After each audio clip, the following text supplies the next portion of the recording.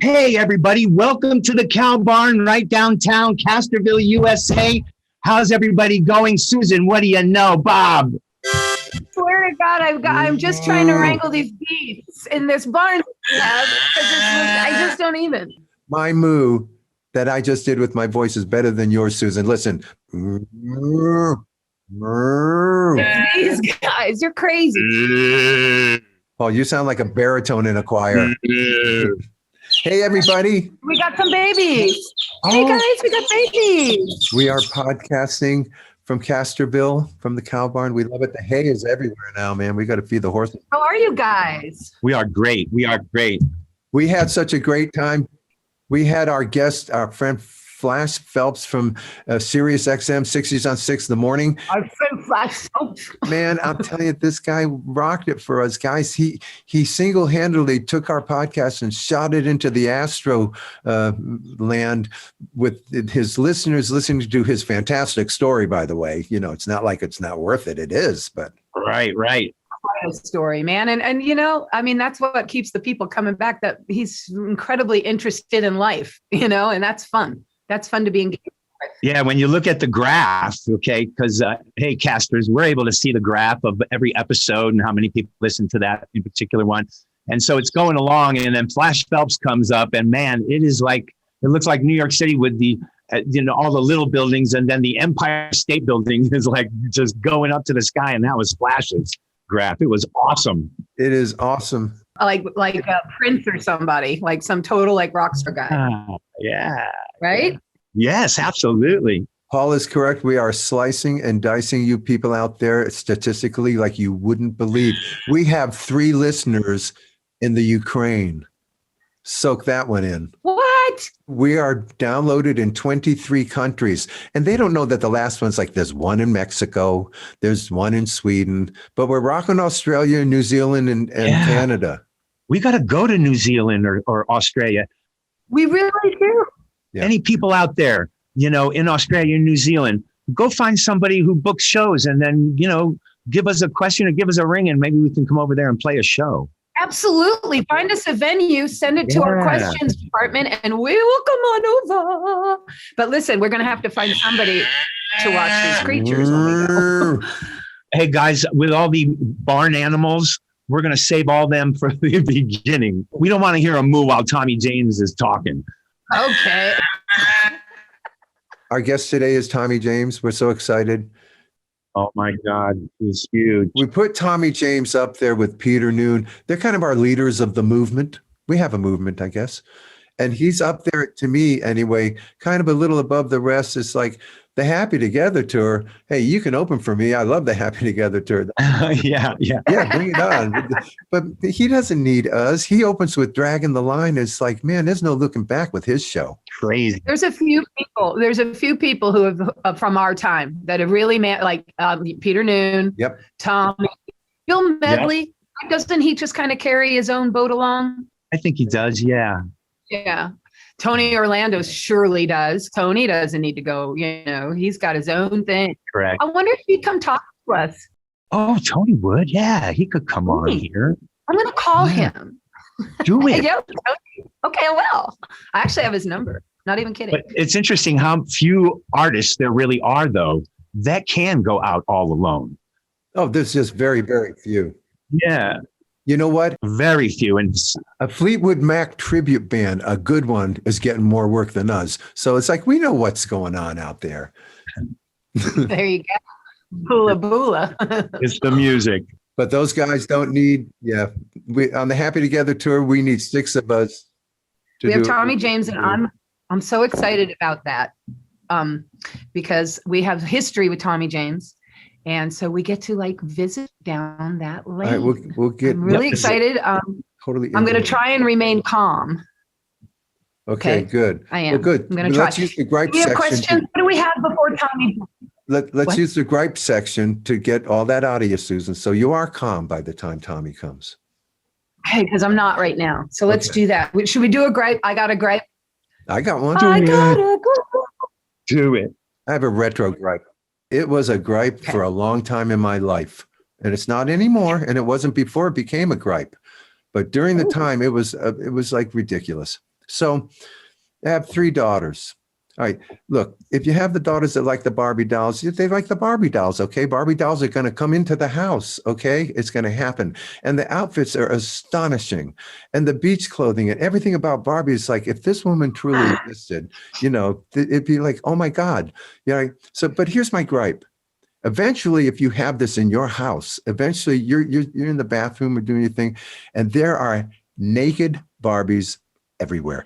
Nobody's dressing the Barbies anymore. The Barbies have been, the thrill of the Barbie and going to the ball with Ken, it's over. But the dolls are still in the tub, around the tub. They're around the house and nobody's clothed. And it's like a Barbie graveyard. It was a pet peeve of mine to say, could somebody please dress the Barbie dolls? At least dress them. You sit around, you look at them, and all the parts are there. It's like, this is ridiculous. This is silly. All you need is a pen and a magic marker. You can finish it off. It's like, dress the Barbies. I have to say something, right? Go ahead, Paul. You go first. Well, I was just going to mention, you got to remember, Bob, when we were little kids. And Susan came, and then now dolls are appearing in our house, Chatty Cathy, how we hung that over her door. But just think in your brain, and I remember taking these naked dolls of Susan's and smelling the rubber plastic of the make of the doll is what I really remember. But that none of them ever had clothes on. The clothes were always gone. I can explain why that is, gentlemen. And why do you need 5 Barbies? Why can't you just dress one Barbie? I think part of the problem is they had too many Barbies. So who wants to dress an army of Barbies, for crying out loud? I'll address the Barbie issue, and then I'll go into my own gripe, which I'm going to start with a 2-parter because of what you started, Bob. Here's the Barbie thing. First of all, they made the Barbies for us as grown women, and that was confusing to us as well, so don't feel bad. Number 2, they made the clothes so small and form-fitting so that Barbie looks good, that we, the young children, can barely get those clothes on that Barbie. You have to bring that. When you're young and starting, you've got to hand the Barbie over to your mother.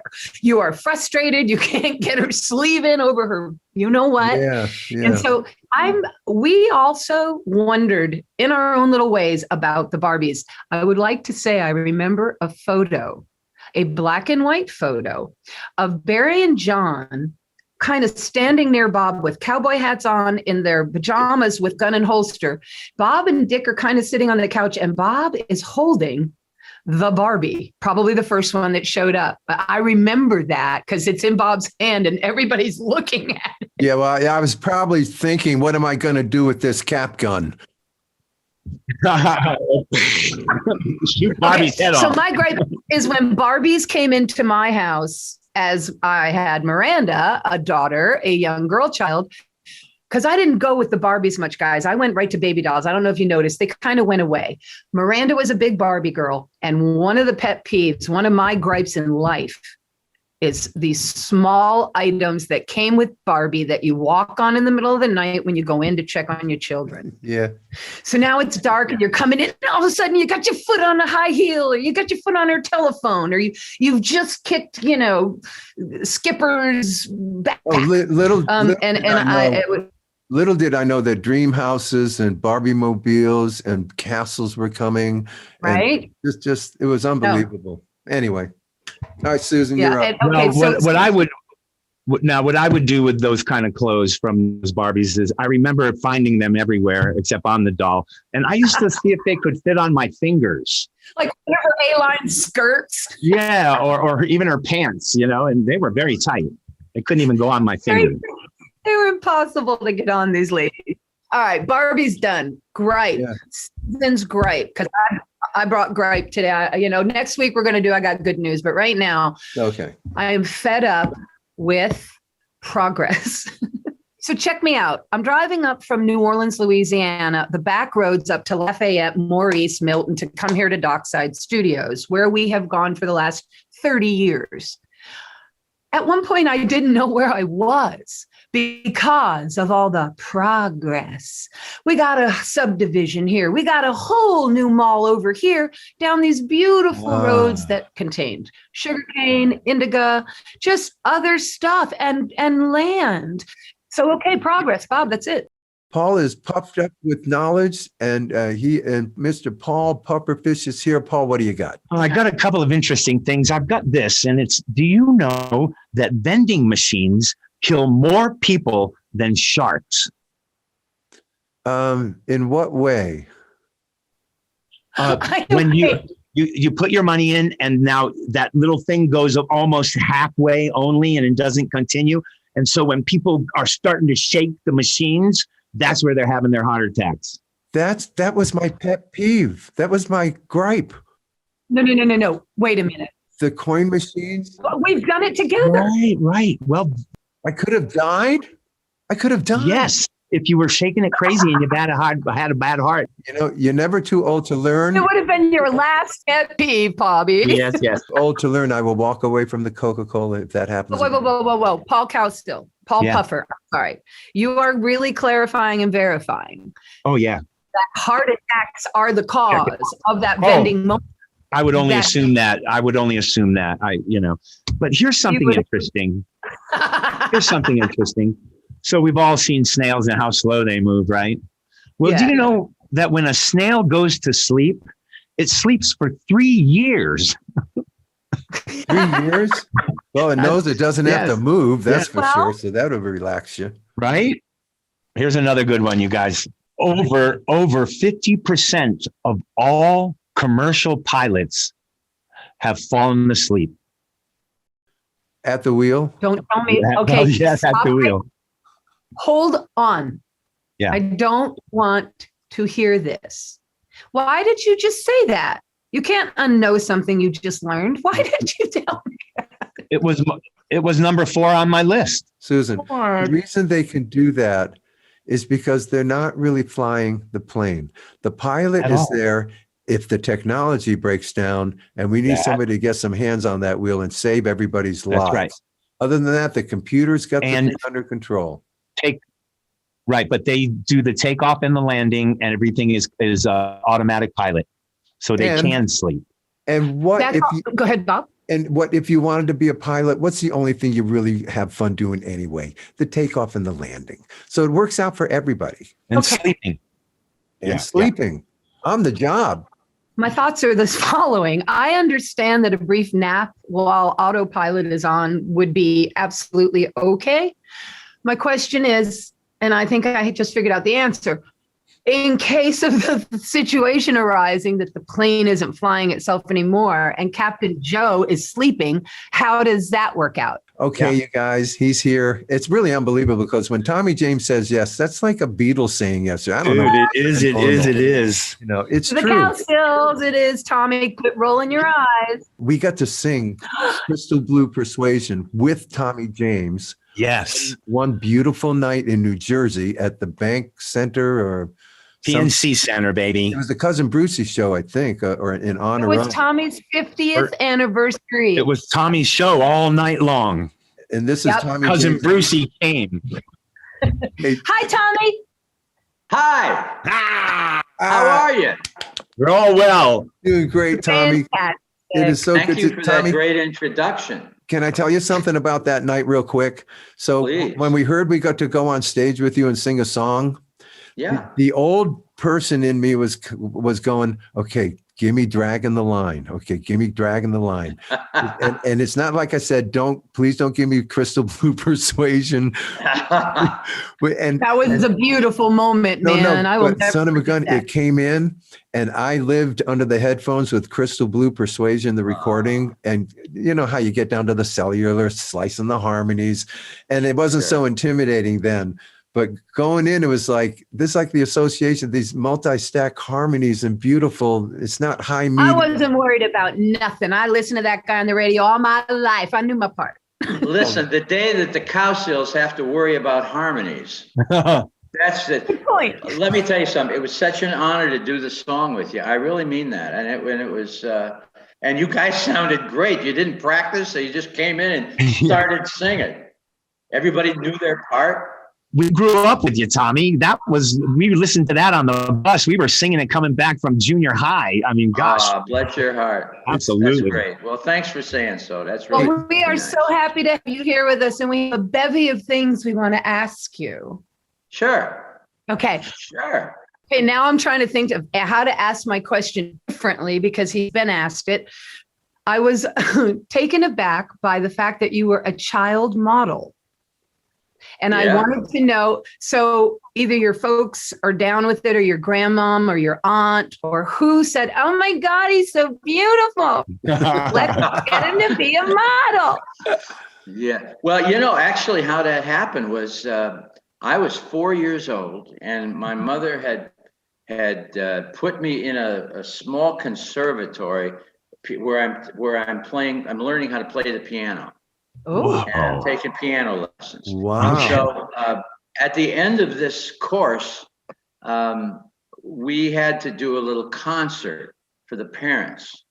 And what I didn't know was that at the concert, executive from BF Goodrich. This is a true story. Okay. I love it. And I got picked out and he came up and asked my mother if I would take some pictures, do some modeling. And she said, well, I think so. Anyway, what they wanted to do, they had a family in Life magazine, an ad that they wanted to take around to different sites and make the ad come to life. And so I was going to play the little kid, they had a mom and a dad and a sister and a brother. And I was a little kid with boots on and a pistol and, a cowboy outfit. And it was all about rubberware. And I figured, I'd sink in real fine. So anyway, I did this a couple of places and I remember it was like the first time I was ever up in front of a bunch of people, and I yawned because it was past my bedtime. But anyway, I must have liked it because I stayed up in front of people for a long time. What's it been, about 70 years now? Yeah. That's a cool story because it's like only, that's when your charmed life has gotten started. Only in America. Only in America. So Tommy, you're 12 years old and you're the lead singer and your name is Tommy Jackson. That's correct. Yes. So what made you change to Tommy James? I wanted a one-syllable name. That's the truth. Okay. When the day that I signed with Roulette Records, I basically was asked, they wanted to put my name out front.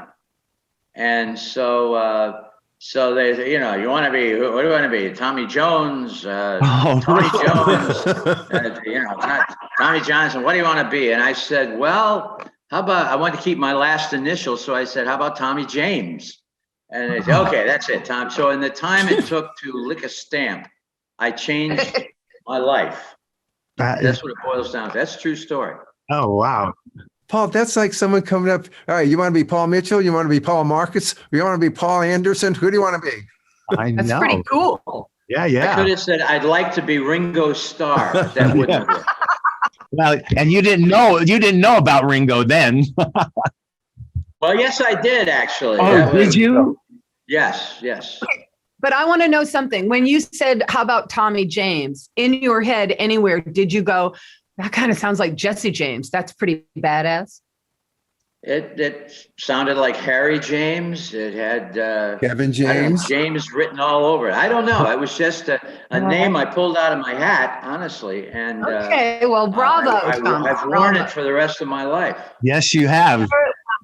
So Tommy, so you're going to form at the age of 12, because the age of 12 was when my brother and Bill and I sang for the Newport, Rhode Island Women's Guild luncheon and got $10 each. And it was our first paying gig. Oh, dude, that was like $1,000, because that's more than I got for my first gig. Now listen, but at the same age, now you're 12 years old doing your shenanigans and you're going to form the Echoes. And what does that mean? You're going to form a band called the Echoes. Who were the Echoes? And you're in junior high. Well, yes, I'm in 7th grade at this time. And 12 years old. So what it was, I had been playing guitar since I was 9. And I had an acoustic guitar, and then I had an electric guitar when I was 11. And so finally, I play instruments. in 7th grade, and there was a variety show coming. And we Oh, had a drummer, and we had a keyboard player, and we had my guitar, and we had a sax player. And with that, we called ourselves the Echoes, and we went on. And the first song I ever did in front of that big audience was Lonesome Town by Ricky Nelson. Oh, And I was so amazed. After Oh. we did Lonesome Town, and the people stood up. Wait, I couldn't excuse believe me. it. That was so heady. Excuse me. yeah. Are you all 12 years old, the whole band? Yes, Dude. yes. Holy Are you cow. signed on the spot? We that began, and we decided to keep the band together, and we started playing little gigs, and played around town. And pretty soon we got another guitar player, and gradually a bass player, and we changed our names to the Tornadoes. Yeah, Tom and the Tornadoes. So that was later. Oh. That was later. Ah. So I got a job in a record shop after school where I could promote the band in addition to learning the record business. And Listen we to were this. playing gigs on the weekends. And we had 2 little label deals before I was out of high school. This went on for several years. And we changed our name to the Shondells. For the second record deal, we had a little label deal in Michigan, put out a record called Long Ponytail, which, believe it or not, is on YouTube now. All right. What isn't, right? Oh, can't wait to go find that. This is 64, you guys, 1964. Well, Okay, in go ahead. 64, we got approached to do another label deal, this time by a DJ who was on the local radio station. And one of the 4 sides we recorded for him was Hanky Panky. And that was released in Michigan, my little hometown, Niles, Michigan, and around southern Michigan, northern Indiana. Yes. When you go record Hanky Panky, how's this song presented to you? What, did some guy sit across from you and sing Hanky Panky? Did you get a demo? And was it way different than what did you do to it? And how are you affected by that song? Sure. Well, basically, I heard the song done by another group out at a club. Used to have teen dances in this club on Sunday afternoon, and I heard another band play Hanky Panky, and I saw the reaction of the crowd, and it just blew me away. They got requested. They must have played it a half a dozen times that afternoon, and every time they did, the crowd went nuts. And I said, "We got to do it. We got to do that song." And all I could remember is "My Baby Does the Hanky Panky." Nobody knew where it came from. So we found out that I went back to the record shop and we researched it and found out that Hanky Panky was the flip side of a record by the Raindrops called That Boy John, which was about it. Raindrops was Jeff Barry and Alec Greenwich who wrote the song. They were big songwriters in the 60s. Yeah. And so this song, That Boy John, was about John Kennedy. And so when he was killed, it was taken off the market. I think it was on Jubilee Records, and they took it off the market. And of course, the B-side went with it. So this was a rarity. It was a B-side of a rarity that nobody was going to hear. Was it the same version? No, it had a whole lot of words to it, and it was much, much different. And so all I could remember is "My Baby Does a Hanky Panky." So we made up our own record. We made up our own song. That's awesome. Including I saw her walking down the line, and all that stuff. Yeah. Good. Came Bob. out, and it was, it didn't blow the doors down, but it was a half a hit locally.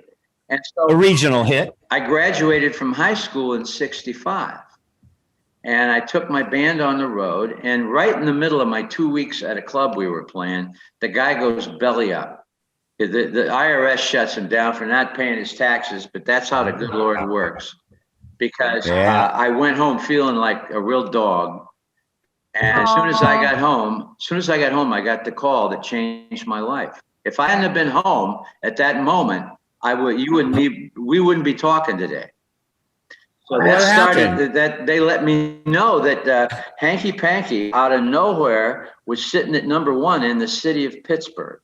Wow. They had Right. bootleg that sold 80,000 of them. And Right. So did you find the bootleggers? I mean, yes, okay. God And Bless then the Crooks is the story of my life.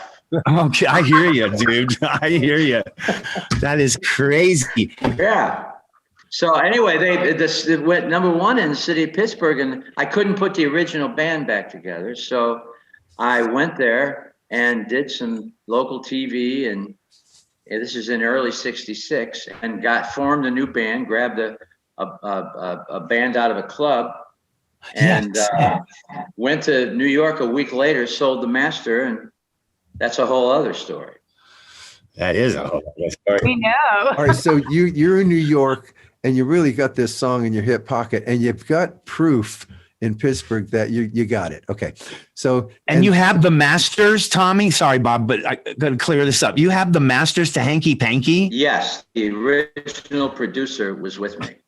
and Okay, go somehow Go ahead, Bob. in New York, And this thing gets to the ears of Morris Levy, who's gonna tell all the other companies to stand down. Tommy's his guy. Nobody else gets this, and you're going to be on Roulette. Now, tell us about that. Did you know about that at the time he's calling people off? Well, what happened was when I got to New York, we took it around and we got a yes from everybody. We got a yes from Columbia, RCA, Atlantic. Wow. Remember Kama Sutra Oh, Records? yeah. Oh, sure. Yeah. Sure. And so I went to sleep that night feeling really great. And the next morning, about 10 o'clock, I started getting phone calls in the hotel room from different record companies saying, all the record companies from the day before that wanted their records said, "I'm sorry, Tom, we got to pass." What the hell are you talking about? I thought we had a deal. And Jerry Wexler at Atlantic told me the truth, that Morris Levy had called up all the other record companies and said, "This is my freaking artist, back off." Oh, wow. And scared the hell out of all of them. And that was the first offer I couldn't refuse. I was going to be with Roulette. And of course, then I found out later why everybody backed off, including Columbia. Oh, Why they were scared of was because in addition to being a functioning independent label, Roulette was also a front for the Genovese crime family in New York. Wow. And so I didn't know that made life real interesting. So Did they have you play then at all the big picnics on the big lawns under the big tents? Were you their band, all the mafia part?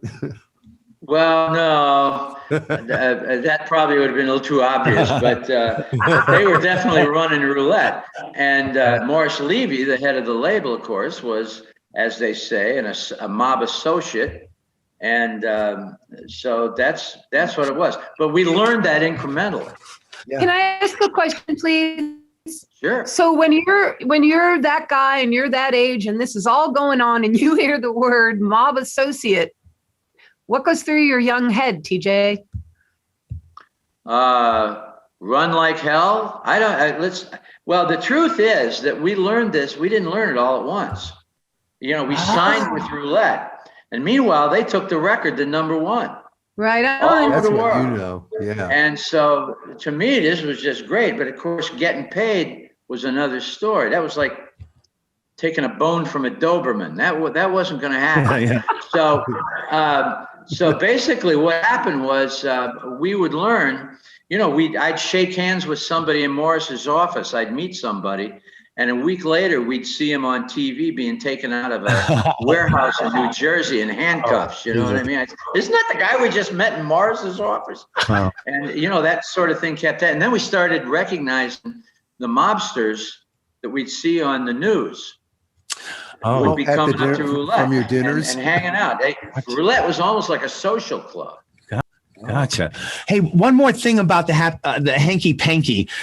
So somebody decides he's looking in a used record bin and he finds this hanky panky and he starts playing that hanky panky. So is that the same recorded hanky panky that we all heard on the radio and that's what went number one for you? Was it that actual record? Yes. It was the original record that we recorded back in 1963. Wow. Yes. Yes. I was 16 years old Crazy. when we made that record. Wow. Tommy, Wow. did you get to know the band that you first heard Hanky Panky? I'm going to assume they thought it was their song, maybe even. But did you get to know them? And when they heard it, did you ever hear from them later when you had a hit of saying, "Hey, Yes. we played that in a club. You must have taken that there"? Yeah, they well, basically, one of the guitar player actually came to Roulette, and Morris signed him to shut him up. Oh, And so you did hear from them. They, they released a DJ copies, and that was the last I ever heard from him. And I stayed in touch with him personally, but I mean that's the last of his music career. That's they basically we all remained friends. Yes. Oh, okay. Just when you think you had the craziest story, like me, like thinking ours is pretty kooky, then you got a guy like Tommy who comes and just blows it out of the water. You're killing me. It's the truth. No one's making a movie about our story. They're making a movie about Tommy's story. We'll get into that later.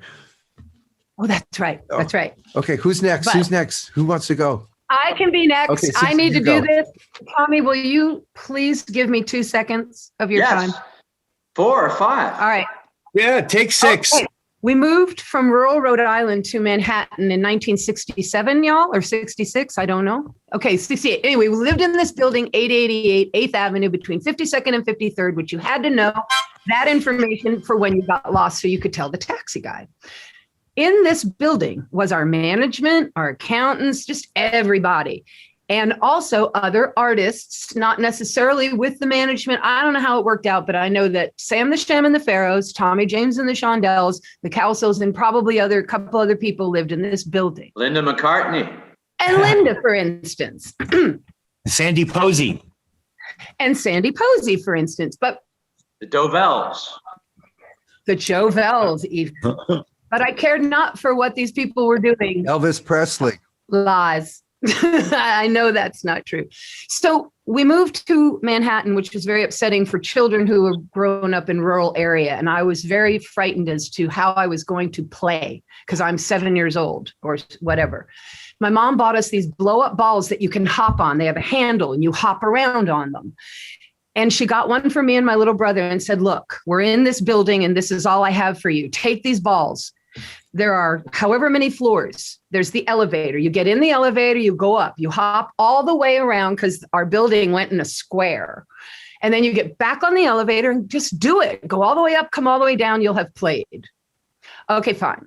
So one of the first times I was out there doing my rounds, I got in an elevator and there was Tommy James right there with me in the elevator. And I was like, because you were the Tommy James. Yes. And I was all that about it, but I was very cool. He doesn't even remember any of this. And I was like, "Hi." And he was like, "Hey, Susan Cowsills." I'm like, "Hi, Tommy James and the Shondells." And he said, "Well, what are you doing in this elevator?" I was like, "Oh, I'm riding my hoppity hop." "Okay, bye." And then for like the next week, because I found out what time Tommy James and the Shondells gets in the elevator, I would see him. I just wait. And I knew I'd be on the floor in the elevator. "Oh, hi, Tommy James and the Shondell." I just adored you. And it thrilled me to know that I could have a moment like, "Hi, bye, send you on your way." Oh, thank you. Isn't that precious? What a sweet story. It really is. And if I'd have known that, I would have been more prompt. I would have been right there at the right time. You were late a couple of times. And like, I remember you so well. And all I can say was I'm so glad that I go back that there's very few people I go back that far with. Very few, very few people that I have a personal relationship with back that far in our building. I can't, there were, my manager was there too. We had this, you and I had the same manager. Yeah, Lenny. Is that why?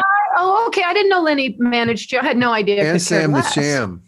Yeah. Well, Sam the Sham, I didn't know he was there either. Sam the Sham was. Oh yeah, I did. Did you?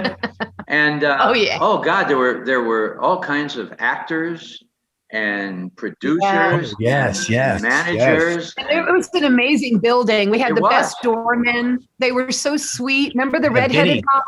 Yeah. Vinny and all of Remember them. the Yep. doorman? Do you remember the doorman? The Sure. guy Andy, the big fat guy. Yes, Andy? Anthony. Yes. Yes. And then there was Jimmy. There was Jimmy, the little skinny guy. Yeah. Yes. Oh, he was the redhead Jimmy, right? That Little was Irish the Jimmy? redhead was the overseer of the building. What? Jerry Peterson. Jerry. Oh, and he Yeah. had those two little kids. He had kids Mom used to make us Yes. play with up on that roof. Yes. Oh. Wow. Oh, now we're digressing, and our casters might think we're boring, but now we're having on old enough of memories. 888. That was a very special place. It was. And, It It was. still it is. was 2 blocks from everything. You know, It from was. the studio, Hey, from Tommy. the record company. Yeah, Tommy. I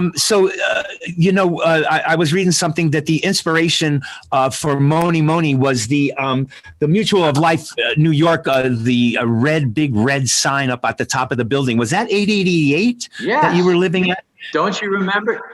I do. Yeah. Do you remember seeing the sign? Yes, I so remember it. But when I was reading up on that, I read that and I went, damn, that's 888. Yep. It is. Because was great. 888, when you were up top, you got all the lights. Like our bedroom, me, Barry, and John's bedroom at 888 was on the side where Roseland light came in. Right. And so cars would drive across our walls all night long. Yes, Until they yes. turned the Well, you were Roseland on the light. ground floor down by that. You had that great big apartment on the ground floor. The guys- DR3. One of a kind. It was DR3. It was Bob, me, Bill, and that's It it. was all of us Yeah. first. And then Well, it the was all kids- of us first. Listen, and then first it was all of us downstairs, but then me and Dad and Mom and Barry and John went upstairs to an Yeah. apartment, which when I started my little Oh. patrolling New York Yeah. comings and goings. Yep. Well, and the apartment that I was in, I had 2 apartments there on the 11th floor and then on the 18th floor. Of course. Yeah. The one on the Oh. 18th floor had 2 terraces. Yes. And from the one terrace, Richie Cordell, my songwriting partner, and I saw the Mutual of New York building. What happened was we had recorded the track already. And we knew it was a throwback to the early 60s. And we were looking for a girl's name. And we're looking for like something Sloopy, Boney Maroney, one of those type of names. Right. Joni, Joni, hey, And so Joni, Joni. everything we came up with sounded so stupid. So it was the night before I was supposed to do the lead vocal. And we threw our guitars down and went out in the terrace. We couldn't come up with anything. And we lit up a cigarette and we looked up in the sky and we both see this thing at the same time. We start laughing because that was like God saying, "Here's the name of the song." Yeah. And we knew instantly that was the name of the song. And I just said, "I'll be damned. Can you believe that?" He says, That's great. All right. Can we? So that I've often said if I'd have been looking in the other direction, we would have called that thing Hotel Taft. Yeah. Hey, Or blimpies. Pan Am, I don't know. Yeah. Or Jilly, who? Jilly. That was down there to the left. Yeah, I mean nothing would have worked but moaning. Yeah. Awesome. I want to stick with this song. Okay. This is my favorite Tommy James song. And I have Okay. questions. I really do. So when you're doing the track, you're tracking Moni Moni. So you've got the song written. You haven't figured out who the girl is yet, let's say, but it's a go. It's a go. The arrangement's done. It's going to fit once you figure out what the heck you're going to say.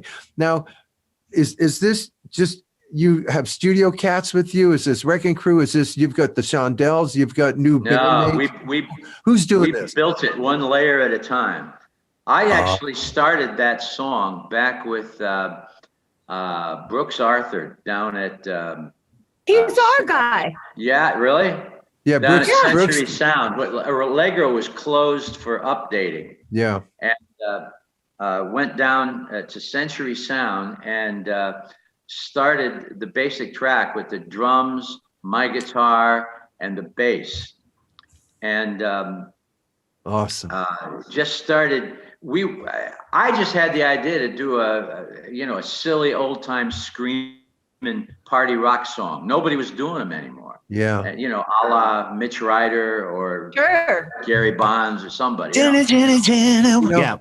So we just went and started with a chord progression and a silly little riff, and gradually we elongated, you know, and made tape copies of tape copies, and ended up with a 3.5 minute track with no words.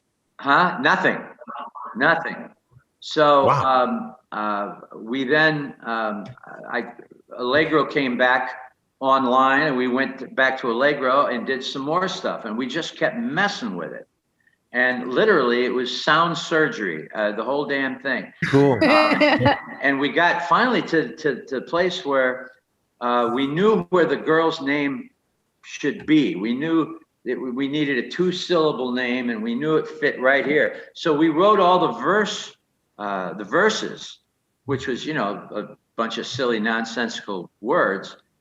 And we still had no title. We had no title and no name. But so I told you the rest of that. But honestly, it was a very long process putting that record together. And then we brought in everybody the night we did the vocals. I brought in secretaries from 1650. We brought in people off the street. I'm not kidding.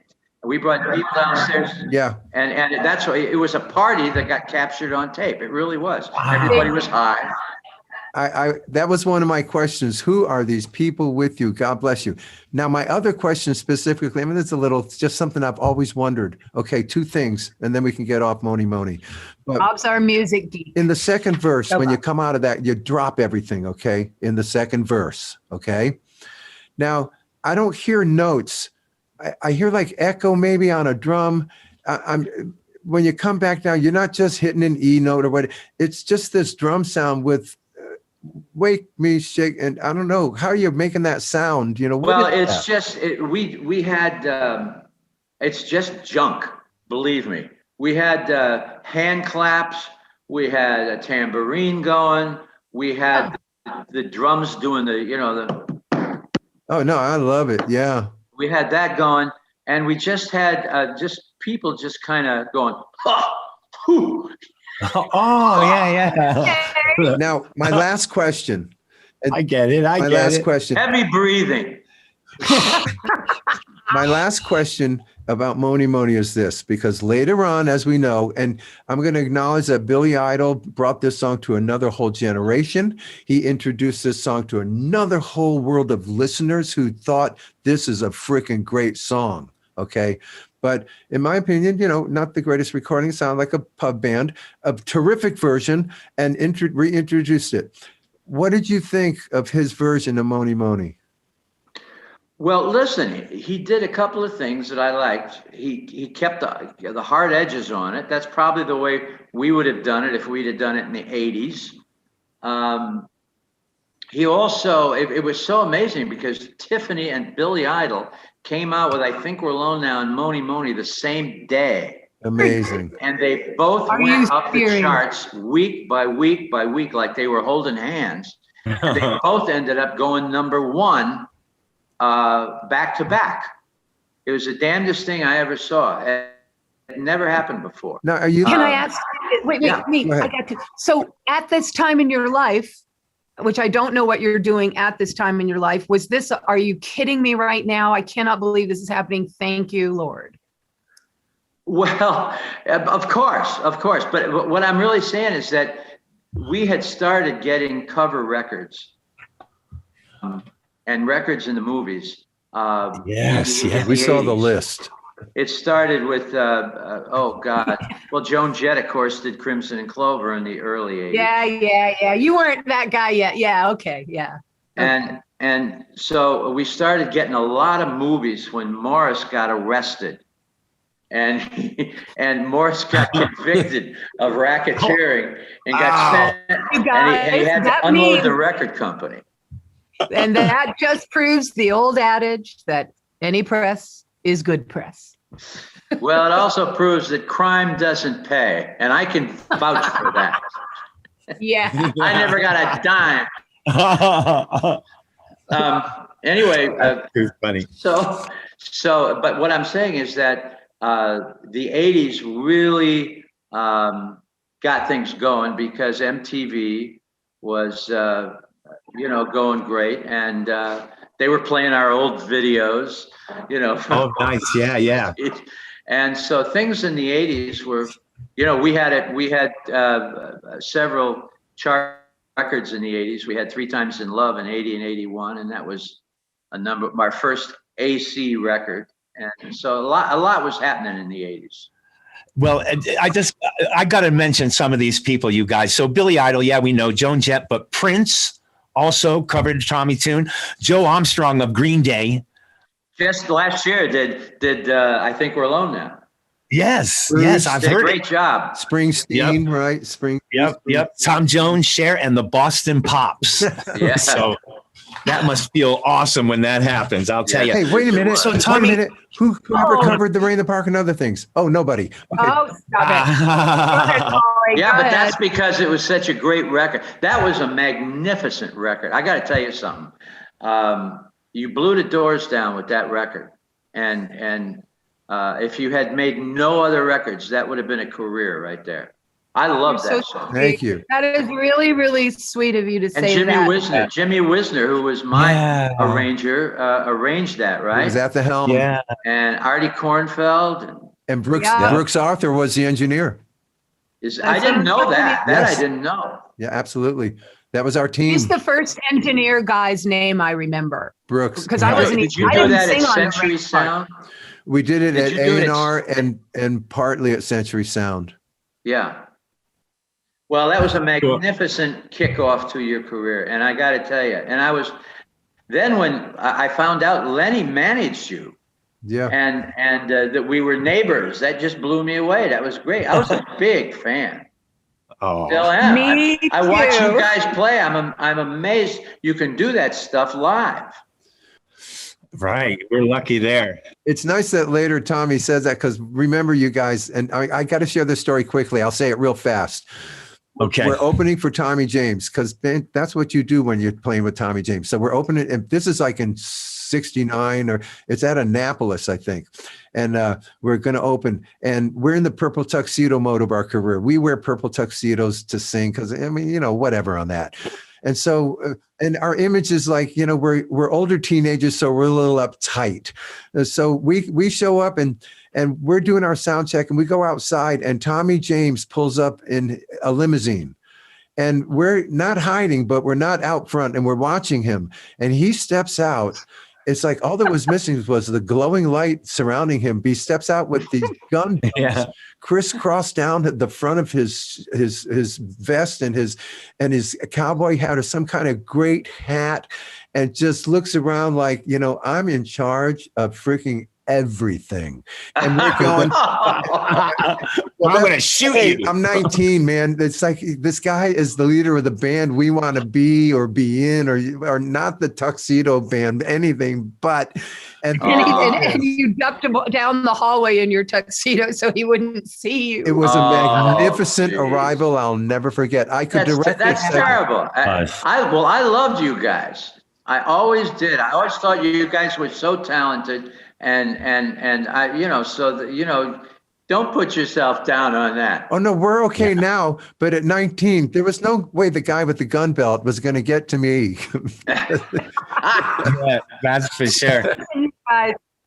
Go ahead. I just want to say that I knew you loved us. I could tell that. Like, I'm me stalking, and that's just what I did. But I knew you liked us. You were always so sweet. Yes, you were. You let us in your apartment anytime, even as older guys. I'll take on my name. Yes. Because we were looking for a hideout, man, and all of a sudden, Susan's got this new friend. Well, let's go to his house. Yeah. I remember And it Paul. was great. I remember Paul came to me back then and said, "Look, Susan's got the hots for Tommy James. We do anything about this?" I did not. here's He was really No, I'm nice, kidding. and he was y'all's age, and he talked to me. Okay, and y'all didn't. Well, Whatever. yeah. Hey, but Tommy, it was funny as I was going through stuff and I didn't realize, I mean, I would have never thought that this would have been, you know, stapled to you in any way as it was for us, but the bubblegum thing. Okay. So, you know, boy, it dogged us our whole life. And you were fortunately able to, I mean, I thought you were almost heavy metal compared to bubblegum. Well, you know something, really how that happened was, I think We're Alone Now. I think We're Alone Now, you know, became the first bubblegum record, but you know, the doom, doom, doom, doom, doom, doom. And Yeah. So what happened is my guys, Richie and Bo, ended up going over to Casnets and Cats. And they were, so everything from that point on Casnets and Cats became sort of a cartoon of Moni Moni and I Think We're Alone Now. Oh, wow. So but listen, I wear it as a badge of honor because we were able to skip around and do all kinds of music. Yeah. And I'm a pop nut. I love pop music. The poppier, the better. Yeah, yeah. And I mean, writing pop hooks and pop hits is one of the hardest things there is to do. And I will tell you something, and I know I'm a little kid, so this might, but like to me, Sugar Sugar is a rock. I mean, yeah, it's bubblegum, but it's pop as it could be. Jackson Brown came to one of our Happy Togethers, and he texted me from the audience, and he went, "Oh my God, it's Sugar Sugar. I love this song." Try writing one of those things. You know what I mean? Try writing one of those things. A good one.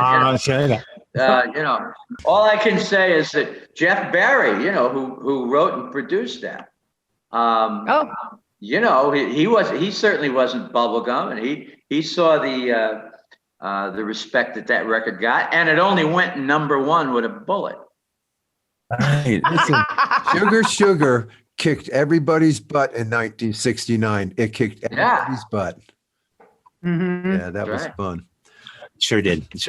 So Tommy, I don't want to lose you without me getting into this, and because I've talked to you a little bit in the past years about your movie, okay? And I know you were just getting it going. I've talked to you in all the different stages, but so is this going to be a movie with actors and actresses, or is this a documentary film that you'll be doing? And where's it at?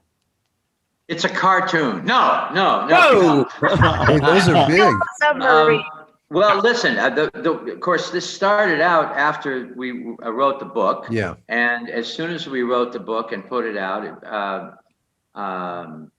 we started getting calls for the Broadway version of it, and then for the movies.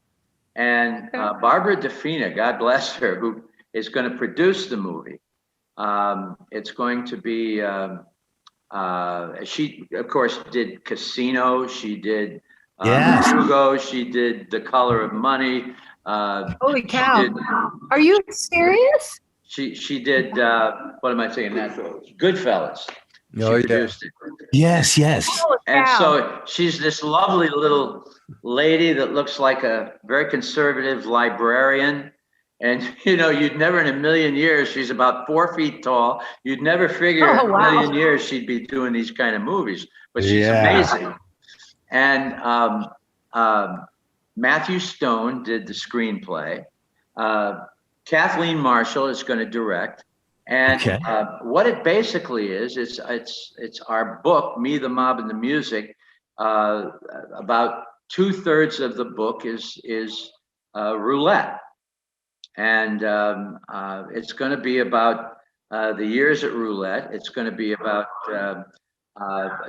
doing music in the middle of this very bizarre relationship I had with Morris Levy. Yeah. And all the characters that were there. And it's going to be, it's not your typical jukebox musical. It's going to be, as a matter of fact, there's a lot of dark places in the movie. Yeah.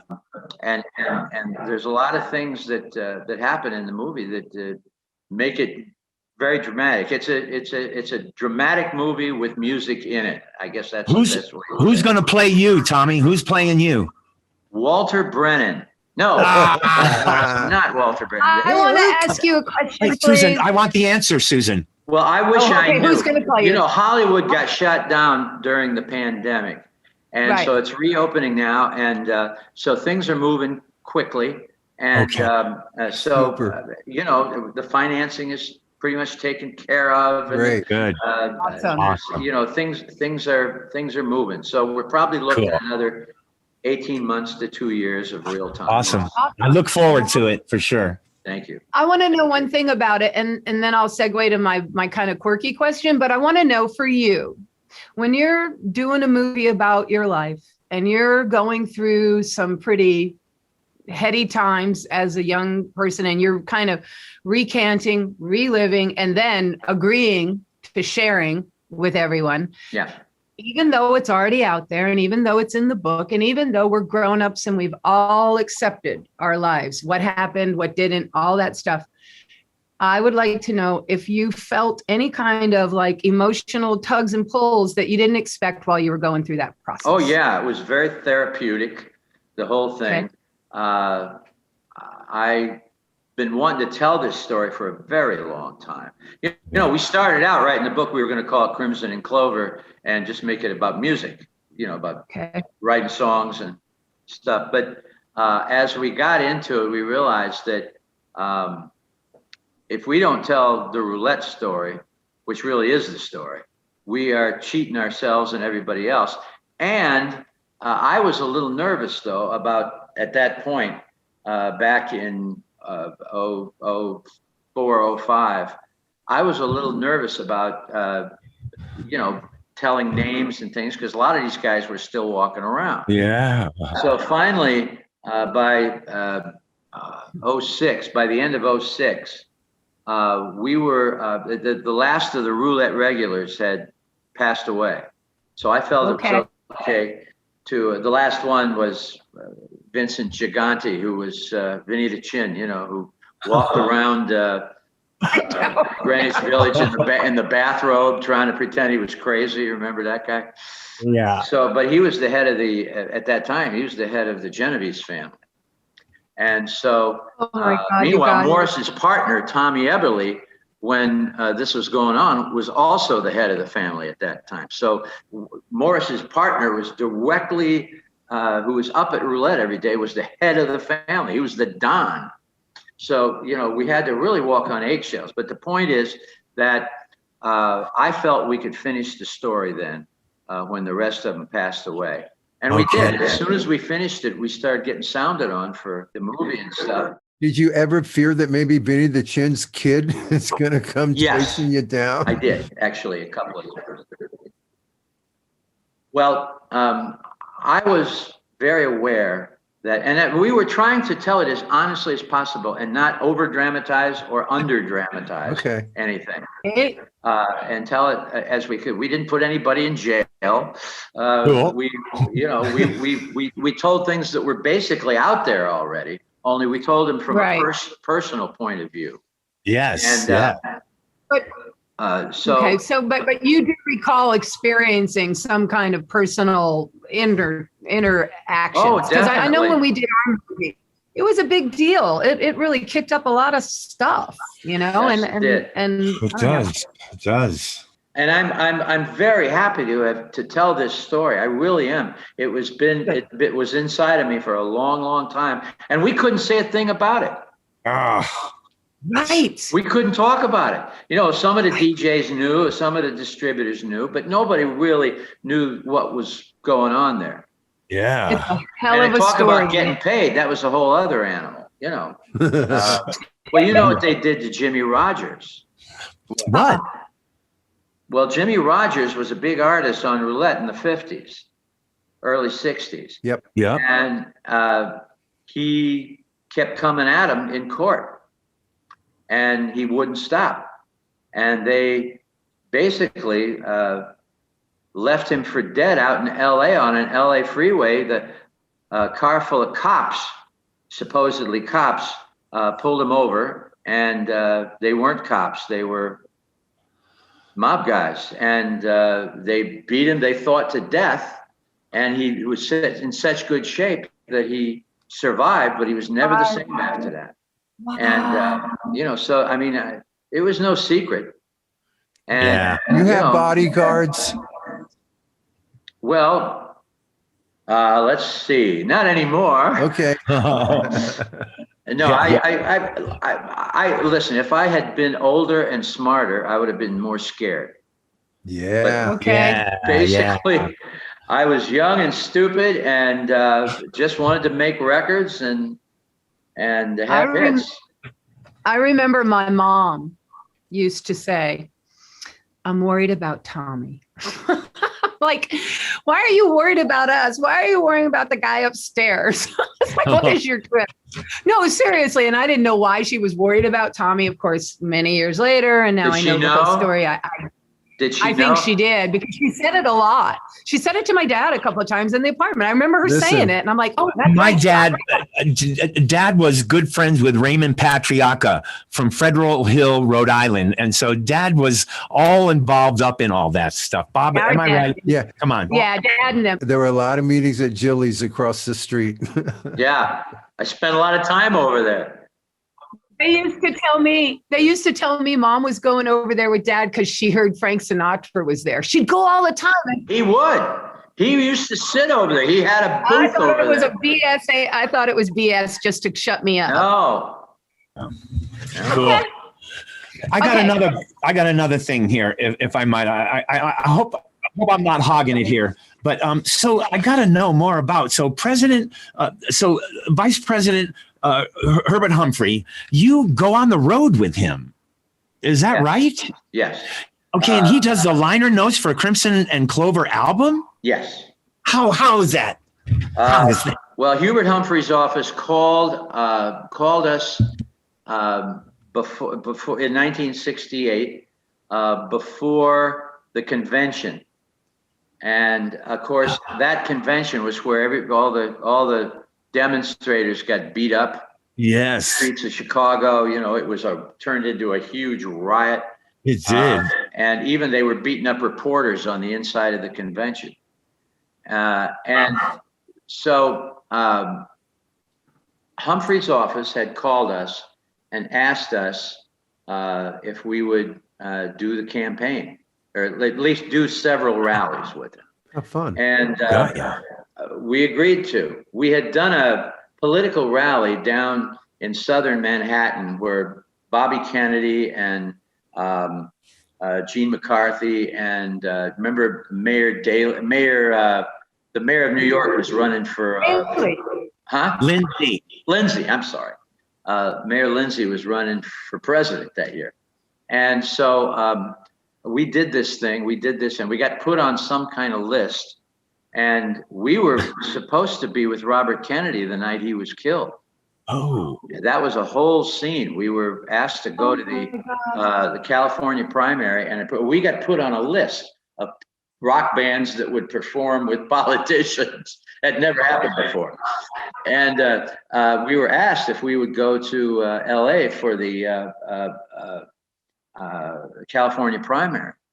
And we couldn't do it because we were playing, of all places, Dallas, Texas. And this is a true story. We're playing the World Teen Fair, it was called. That afternoon, I was going home, and I was with somebody from the newspaper, and they took me to Dealey Plaza, where John Kennedy was murdered. And I was amazed how tiny an area it was. But anyway, I had this horrible, creepy feeling all day after going there, because I was very upset by the Kennedy assassination, by the John Kennedy I'm talking about, and that lingered in my brain for a long time. So at any rate, I went home that night and turned on the TV just in time to hear Frank McGee at NBC say there's been a shooting at Robert Kennedy's headquarters. And of course, you know the history there. So we were supposed to go there that night, and we couldn't because of playing in Dallas. That was it. And so hearts broken again. So I was in a funk for about 3 weeks. I just kind of didn't want to do anything. It was like I had lost a personal friend. And all of a sudden, Hubert Humphrey's office calls out of the blue. And his secretary, Ursula Culver was her name, and asked me if we would perform at the rally coming up. They knew he was going to be nominated, and would we perform at the rally? And so we did. We said yes, but then we were watching the convention the night of the rioters and seeing everybody get beat up, and we said, "What in the hell have we got ourselves into?" Yeah. Oh wow! Is every rally going to be like this? What are we looking at? So finally, we went out. It was the following Wednesday, and we went out. I remember it like it was last week. And we went out to an airplane hangar in Wheeling, West Virginia. Been there. And we did it. We played. We opened for Hubert Humphrey. We were on the stage with all the dignitaries, and then he sat me down next to his wife, Muriel Humphrey, on the platform, and he would give a speech. And so they asked, and it went great, and he was really kind to us and very good to us. But then we were asked then, would we keep doing it? And would we keep performing? So we said, yeah, I mean, we have to go back for gigs, but yeah, sure, we'll do that. And so we ended up doing the whole campaign, and Hubert asked me if I would be, by the time this was over, if I would be president's advisor on youth affairs. And which was, youth affairs. I said something to him like, believe me, the youth are having affairs, and I'm just the guy to look into it. We did the whole campaign. Wow, like Groucho. And so anyway, we became friends, as friendly as you can become with a vice president and a 21-year-old. Yeah. We stayed in touch for several years. We were there the night that he lost at the Leamington Hotel in Minneapolis. It was an amazing moment. I felt really at the center of my generation, like never before. Yeah. I bet. That's so amazing. Okay. Awesome. Can I ask my two weird ones? Sure. First, we'll do this one because it's kind of weird. I have a friend who's from Woonsocket. Okay. And We're going to play there. And she says that you play there all the time at the Woonsocket Stadium. And why she wants to know why Woonsocket is what she said. Can you? Well, it's just one of those places. It's a theater. The crowds are great. It always seems to be a fun gig when we play there, and we played there a couple of times. And we're going to go back. We're going back in August, September. I can't remember. We're all getting gigs. Okay, and here's my final question for Tommy James right here and now, because we have to let him go. I always like to know, and I'm not really sure where this came in your career. You might have already had hits and then done this big moment. But the big moment for a lot of us from the 60s was the beginning of our big career. And that is the Ed Sullivan performance. Oh, yeah.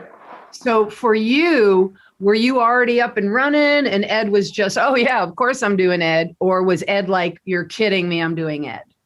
Well, actually, we started having hits in the spring of '66. And the first Sullivan show I did was January of '69. Wow. So we've been up and running for a while. Oh, okay. Bob Precht, who was Ed Sullivan's son-in-law and the producer of the show, called and asked if we would do the show. And we said, yes, hell yes. And what's amazing about that is that, first of all, Crimson and Clover went #1 the night we did the Sullivan show. Oh, wow. And it was, because the trade papers would come out on Sunday. And the Crimson and Clover went #1 that night. And Bob Precht came along. I'm sitting at dress rehearsal. He comes along and he plops a billboard and he goes and looks back at me like this with it was open like that. Crimson and Clover went #1. And also the week before, this is true story. The week before, I had just done a tour with the Beach Boys across Canada, and a couple of them were actually in our hotel room. We were at the Riot House, the Continental Hyatt House on Sunset Strip, where we always And so we knew I was terrified because this is live television. They wanted me to do Crimson and Clover live. And you knew that was a train wreck waiting to happen, especially the fade. You knew what was going to happen back in those days. So I'm having conniptions, and so Ed Sullivan is going to introduce us as being on next week, right? So we're watching, and he said, "All right, for the youngsters, right here next week, Tony Jones and the Shondells will be here." No way. Tony Jones and the Shondells. Oh, I see what he which did. means he can't read and he never heard of you. I love Oh my it. God. You do a hell Oh of my a God. Sullivan, but you know that. Well, that's just wonderful. Thank you very much. Dude, you got it down. Thank But you. anyway, so Yeah. and it went downhill from there. So no, what happened? So did So you do it anyway, live? you know, Engelbert Humperdinck, he has no problem with. Tommy James, he can't pronounce. Yeah, right? That's hilarious. Topo Gigio. Yeah, no, Tojo. Anyway, so we get to the dress rehearsal or to the rehearsal, and you know, you have to wear you've done the show, you did the show. He Yep. loved you guys. He did. He loved you. You were the perfect family act. You Are you know, we kidding? have a story, but this is your thing, you so go. I want to hear Go from ahead. you. He didn't love you. Well, he was very good to us. He was. He really was. And Preck liked this and everything. So at any rate, he finally gets my name straightened out. But the thing that I totally forgot about is that I got to talk to Ed. It just skipped my mind. I forgot. I got to talk to Ed Sullivan because if you're the headlining act, you're on twice and you got to talk to Ed at the end of the show. Right. So, you know, he finally, after we do Crimson Clover, he said, I'm going over. And so I go on over, and the first thing out of his mouth, he says, now, Tommy, I understand you were born and raised in New York City. Oh, dude. Wrong. What did you say? Yes, sir. So the first Sullivan? thing I got to say to Ed Sullivan in front of 80 million people is, no. Ohio. I can't. So I said, well, actually, I live right across the street at the 888 building. I said, easy to understand how you could confuse that because I've been living here. Oh my across the street. And so he had none of it. He said, once again, born and raised in New York City. So that was my first Ed Sullivan show. Yes. That's awesome. We got to meet Bob Precht also, and he loved us. And Ed Sullivan did love our family. I will tell you He this. did. He loved you guys. We signed a 10-year deal with a 10-show deal, 10 shows. We only got 2. Wow. We only did 2 because on one of them, a microphone didn't work and we were singing, and my dad lost his cool and got in a shoving match with Bob Precht, and Ed took 8 shows back from us. Bye, Yep. Ed. Oh boy. I It's know. Yeah. gone like that from I there. know. I heard that story. But And, man, so Oh, okay. but we love being on his show. The live part freaked me out a little, especially we did a Christmas show. I had a little anxiety. yeah. All good. You know what I did? Listen, I got to tell you real quick. Please. I wasn't about to do Crimson and Clover live. So I begged and pleaded, could we please do a lip sync? And so Bob Precht said, well, look, the only way I'm going to do that is if you give me a 4-track of the song so we Okay. can mess with it. So it doesn't sound like the record. I said, Right. okay. And I ran right over to the studio and I came back with 4 tracks of mono. All right. A little bass on this so the needles didn't look exactly the same, but it was 4 tracks of mono and they never knew the difference. They Wow. didn't. And I said, yeah, you guys really came through. Yeah, thanks. Hey, way to fight for your song, because that's what you were doing. You've got to fight for the song. Yeah. Can you imagine being a Ed Sullivan going, all right, look at Ed or Bob? I mean, I just can't even imagine. But that's how my dad slugged the guy. So whatever, I can't top that one. Nor can I, nor do I No. want to. All right. Dad was hard to top. Any other burning questions for Tommy James? I think I have gone through all my notes. Those are mine. Thank you, Tommy. That was great. Such a great visit. Thanks for letting me ramble on there. I appreciate Oh, it. I love your stories. Are you kidding me? You should write a book and have a movie. Oh, that's right. And don't forget Sunday nights, right? 6 to 9 on Sirius XM. You're still doing. Yeah, we're on 5 to 8 Eastern time. There you go. Okay. On the 60s on 6. It's called Getting Together Yes. every Sunday. Yeah. Now that's a Hey, radio. Tommy gig. James, I love you. I I think love you're you, darling. amazing. Thank you so much. Thank you so much from the bottom of our hearts. We'll see you at a Cousin Brucey show too. Definitely. Yeah. Okay. God Hey, bless see you. you. I can't wait to get together and visit. We got to play together. Let's do it. Let's do it. I'm for that. There he is. Bye-bye, Tommy. Tony Thank you, buddy. Bye.